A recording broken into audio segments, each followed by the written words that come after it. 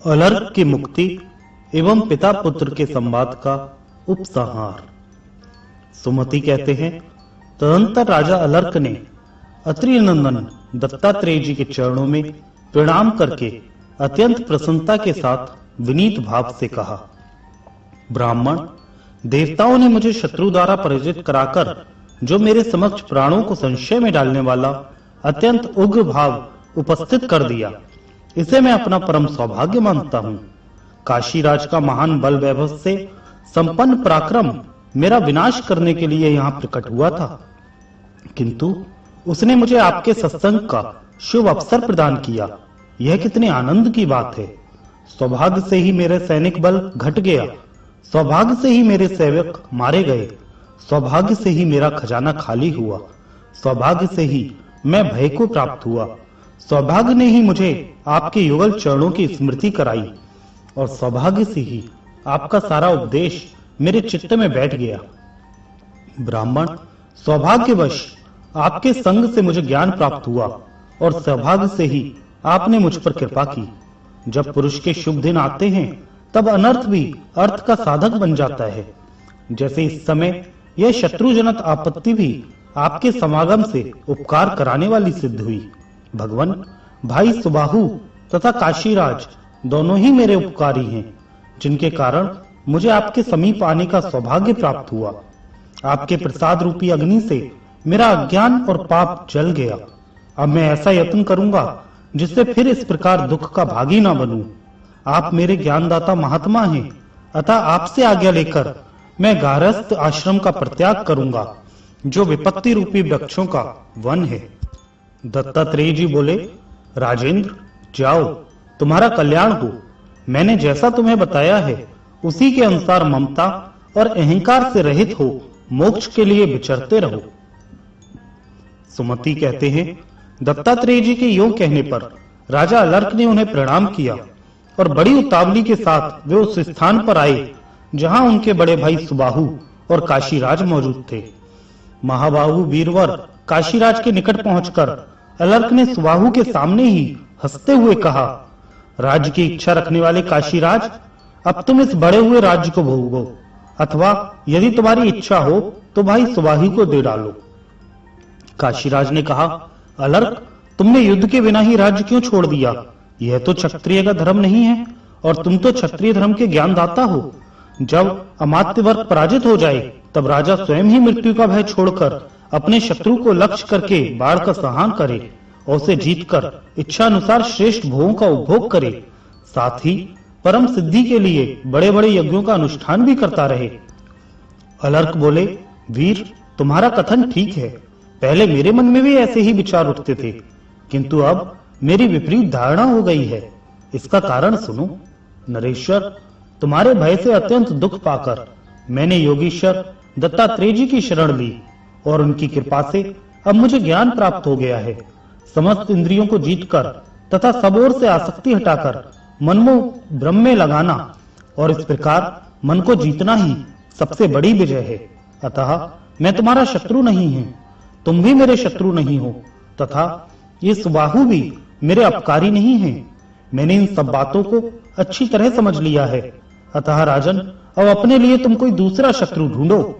अलर्क के यूं कहने पर राजा सुबाहु अत्यंत प्रसन्न होकर उठे और धन्य धन्य कहकर अपने भाई का अभिनंदन करने के पश्चात वे काशीराज से इस प्रकार बोले, नृपश्रेष्ठ, मैं जिस कार्य के लिए तुम्हारी शरण में आया था वह सब पूरा हो गया। अब मैं जाता हूं, तुम सुखी रहो। काशीराज ने कहा, सुबाहो, तुम किस लिए आए थे और तुम्हारा कौन सा कार्य सिद्ध हुआ, यह बताओ। मुझे तुम्हारी बातों से बड़ा कौतूहल हो रहा है। तुमने मेरे पास आकर कहा था कि मेरे बाप दादों का बहुत बड़ा राज्य अलर्क ने हड़प लिया है, वह उनसे जीतकर मुझे दे दो।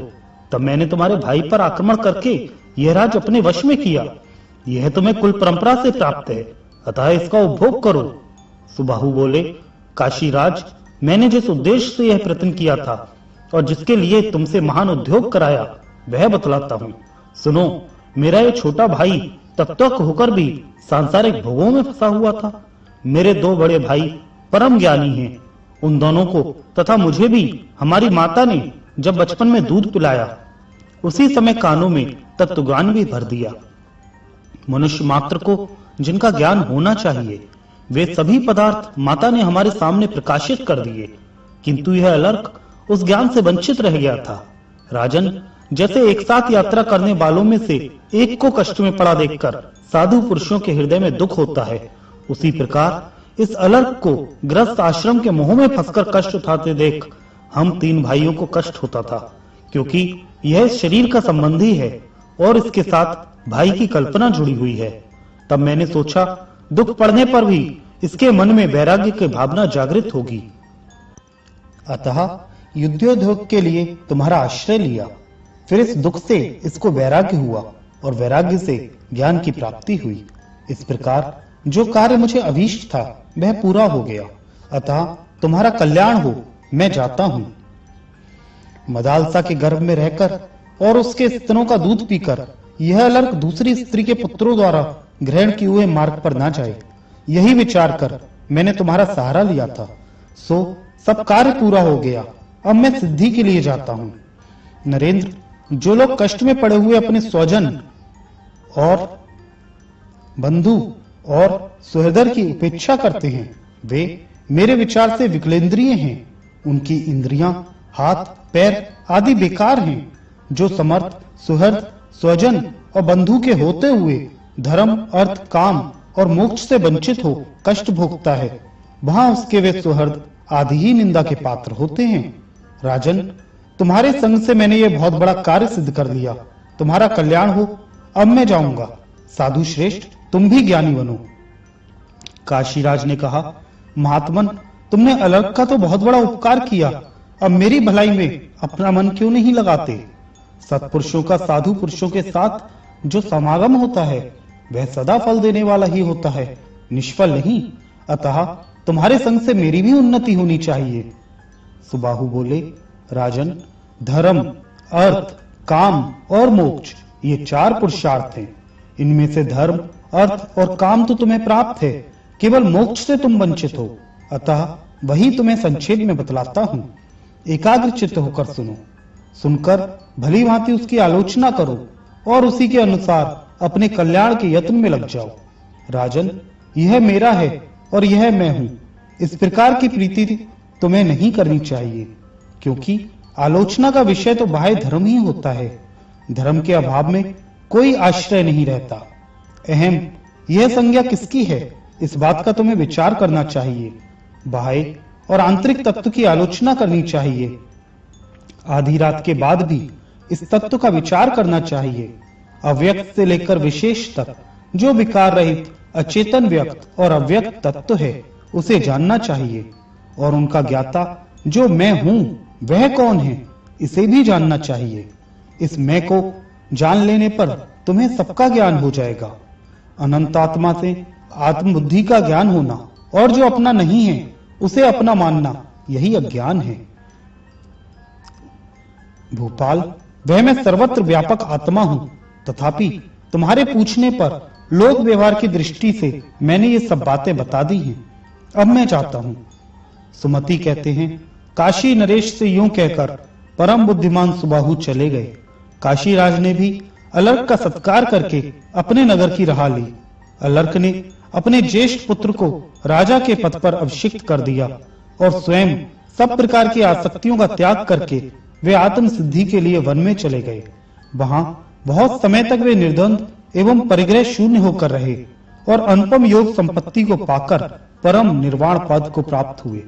पिताजी, आप भी अपनी पुक्ति के लिए उस उत्तम योग का साधन कीजिए, इससे आप उस ब्रह्म को प्राप्त होंगे जहां जाने पर आपको शोक नहीं होगा। अब मैं भी जाऊंगा। यज्ञ और जप से मुझे क्या लेना है? कृत कृत पुरुष का प्रत्येक कार्य ब्रह्म भाव को प्राप्ति के लिए ही होता है। अतः आपकी आज्ञा लेकर मैं जाता हूं। अब निर्द्वंद एवं परिग्रह शून्य होकर मुक्ति के लिए ऐसा प्रयत्न करूंगा जिससे मुझे परम संतोष की प्राप्ति हो।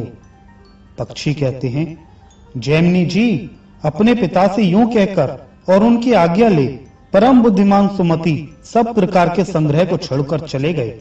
उनके महाबुद्धिमान पिता भी उसी प्रकार क्रमशः वानप्रस्थ आश्रम में जाकर चौथे आश्रम में प्रविष्ट हुए। वहां पुत्र से पुनः उनकी भेंट हुई और उन्होंने गुण आदि बंधनों को त्याग करके तत्काल प्राप्त हुई उत्तम बुद्धि से युक्त हो परम सिद्धि प्राप्त की। ब्राह्मण, आपने हम लोगों से जो प्रश्न किया था उसका विस्तार पूर्वक हमने यथावत वर्णन किया। अब आप और क्या सुनना चाहते हैं?